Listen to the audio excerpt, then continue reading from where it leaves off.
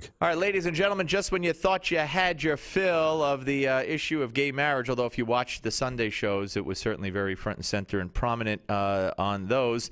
John Fund wrote a great piece in the that appeared at National Review online, and we welcome in the great John Fund, contributor to Newsmax and National Review, and of course he filled in for me twice last week. I thank you for that, and the reviews were raving and brilliant. I was raving, yes. And brilliant, if you're going to say that. All right, so you wrote a piece, and when I saw it, I immediately sent it to Chad and said, let's get John on because we got to talk about this. It's called, and I don't know if you picked the headline or not, Why Not Separate Marriage and State, which the first time we talked about this a couple of weeks ago, in anticipation of the Supreme Court hearings, you also had the same philosophy. So tell the folks what it is that you'd like to see. There are a lot of non-combatants in the gay marriage war. They aren't on either one side of the issue or the other side of the issue. On the one hand, they don't believe that gay marriage is a fundamental civil right. On the other hand, they also don't believe that having it will be the end of Western civilization. The Supreme Court last week told both sides, you know, we're not going to have a sweeping ruling that's going to make either side happy. This is going to be trench warfare. We're going to have a very muddled opinion, or we're not even going to address the issue. We're going to say it doesn't have standing. That means we're going to be stuck with about 15 to 20 years of trench warfare on this. And I think there are a lot of other problems that we frankly should deal with and frankly deserve more attention than this. So I grew up in San Francisco. I certainly want people to have rights. I certainly have always favored people having bereavement rights, inheritance rights, all the kinds of things that if you're a companion to someone, you should expect. But to take marriage, which is a 2,500-year institution, and give it the government good housekeeping seal of approval, to grant it a legitimacy and a status that it has not enjoyed anywhere until the last few years in any country, strikes me as a bit too far. So here's my approach. You know, for thousands of years, marriage existed apart from the government. You know, until 1834, England didn't have any laws on marriage. We had very few until recently. Let's follow what the Founding Fathers did. They separated church and state in order to diffuse conflict, depoliticize an issue. Let's separate marriage and state. Let's say the government has contract law. It will enforce the provisions of any contract you sign with your companion. But as for, you know, unless you're marrying your brother or you're having a master-slave relationship, it's not going to get involved. This will be a religious issue and it will be an individual issue. Get the government out of it as much as possible. All right, but okay. And by the way, I agree with the civil union designation or whatever designation you want to make that allows for what you have said, the visitation rights and bereavement and all that. Sure. I always have. But you said a couple of things. First of all, right away you threw in an exception, unless you want to marry your brother. Yeah, there'll have to be some exceptions. But those why? Why? If the philosophy is get the government out of marriage, why? Well, first of all, if someone wants to cohabit with their brother, another they're brother, not going to stop. Brothers. They're not going to. No one's going to stop them as long as they do it behind closed doors.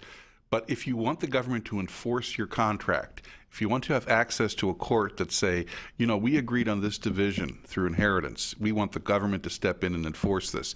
You want that, there have to be some minimal standards. In other words, if you're asking for government enforcement of your contract, you have to at least meet some minimal standards. Okay, and so I assume then that the same would apply to arranged marriages or promising a 7-year-old girl to a 50-year-old man, or a master-slave relationship. Yeah. So it's not getting government completely out. Well, as much as we reasonably can with the standards of decency. Okay, but these are all very subjective. And you know what? Standard of that's decency. Where we are. That's where we are now. Right. But you know what? Right. But what you're willing to yet throw away the fiber of our society. You know, the bestiality lobby isn't that big. I'm not talking. I never say bestiality. Well, it does exist. Okay, but you're willing to see.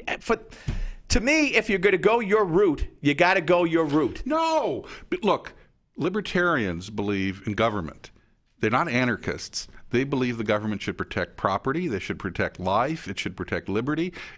Many libertarians, including Ron Paul, believe that the fetus should be protected. They're pro-life on abortion. So it's not all or nothing. because it's not all or nothing in every other area that people are debating on this. So the prime benefit then of doing this, because the government will still have a hand, there'll still be court cases. Hand. All right, but there'll still be court cases. There'll still be people pushing the envelope. There'll still be two brothers or two sisters or 5 people or 3 people. So why concede it? And I'm let not conceding anything. I don't think the government should ever have been involved in marriage as much as it has. You know, remember, we used to prevent divorce. Then we immediately, within 2 or 3 years, all over the country, we said, no fault divorce, everybody. How's that worked out for us? No, well, I agree. I agree with that. But we're talking to John Fund, a contributor, of course, to Newsmax and to National Review, here on the Steve Malzberg Show. Let me read you something from Eric Erickson, who wrote a piece almost, it could have been an answer. Actually, I think his came out first, but it just struck me that they both came out near the same time. And he says, Christians in America have gotten soft. We've turned the nation into an idol to be worshipped. We've become so convinced by the shining city on the hill rhetoric that we think it can happen here regarding persecution of Christians. And then he talks about how Christians feel they need to be liked. They can't take a stance. They're called homophobic if they favor traditional marriage. If they stick up for their religion, if they stick up for what they believe in their heart and in their churches, then they're going to be tagged with names and called names, and they feel they can't fight for what they believe in. Well, here's my argument. If you look at the polls, you know, support for gay marriage in the last Fox poll has gone from 30% to 50%. As the generations change over, it's obviously going to go even higher. This is a losing proposition.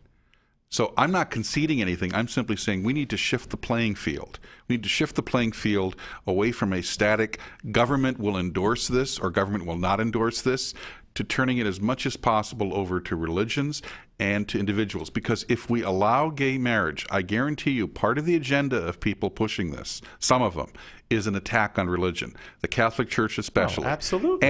And one of the ways to avoid that is to take as much of it as possible out of the political sphere. Because I'll tell you this, if you take the government out of it, it gives the government much less reason and much less cause to go after religions, as they're trying to do with Obamacare, saying you have to provide this medical service and this contraceptive service. Well, see, I'd rather leave it up to the states.